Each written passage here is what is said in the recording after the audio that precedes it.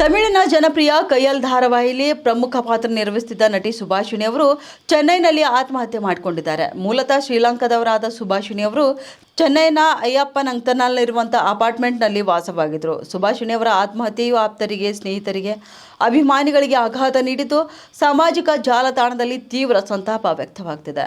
ಘಟನೆ ಕುರಿತು ಮಾಹಿತಿ ಸಿಗ್ತಿದ್ದಂತೆ ಸ್ಥಳಕ್ಕೆ ಆಗಮಿಸಿದ ಪೊಲೀಸರು ಸುಭಾಷಿಣಿ ಅವರ ಪಾರ್ಥಿವ ಶರೀರವನ್ನು ಮರಣೋತ್ತರ ಪರೀಕ್ಷೆಗೆ ಪೂನಂನಲ್ಲಿ ಸರ್ಕಾರಿ ಆಸ್ಪತ್ರೆಗೆ ಕಳಿಸಿದ್ದಾರೆ.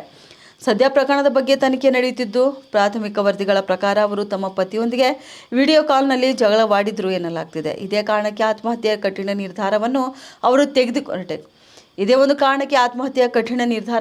ತೆಗೆದುಕೊಂಡಿರಬಹುದು ಎಂದು ಪೊಲೀಸ್ ಮೂಲಗಳು ತಿಳಿಸಿವೆ. ಇನ್ನು 36 ವರ್ಷದ ಸುಭಾಷಿಣಿ ಅವರು ಶ್ರೀಲಂಕಾ ಮೂಲದವರಾಗಿದ್ದರು. ಮದುವೆಯಾಗಿದ್ದು ಮಾತ್ರ ಬೆಂಗಳೂರು ಮೂಲದ ಬಿಪಿನ್ ಚಂದ್ರನ್ ಎಂಬುವರನ್ನ. ತಮ್ಮ ಧಾರಾವಾಹಿಗಳ ಶೂಟಿಂಗ್ಗೆ ಅನುಕೂಲವಾಗುವಂತೆ ಚೆನ್ನೈನ ಪೋರೂರ್ ಸಮೀಪದ ಅಯ್ಯಪ್ಪ ತಾಂಗಲ್ ಪ್ರದೇಶದಲ್ಲಿ ಅಪಾರ್ಟ್ಮೆಂಟ್ ಒಂದರ ಫ್ಲಾಟ್ ಅನ್ನು ಬಾಡಿಗೆಗೆ ಪಡೆದು ಅಲ್ಲಿಯೇ ಸುಭಾಷಿಣಿ ಅವರು ವಾಸವಾಗಿದ್ದರು. ಏಪ್ರಿಲ್ 3ರಂದು ಚೆನ್ನೈಗೆ ಆಗಮಿಸಿದ್ದ ಅವರು ಚಿತ್ರೀಕರಣದಲ್ಲಿ ಭಾಗವಹಿಸುತ್ತಿದ್ದರು ಎಂದು ತಿಳಿದುಬಂದಿದೆ.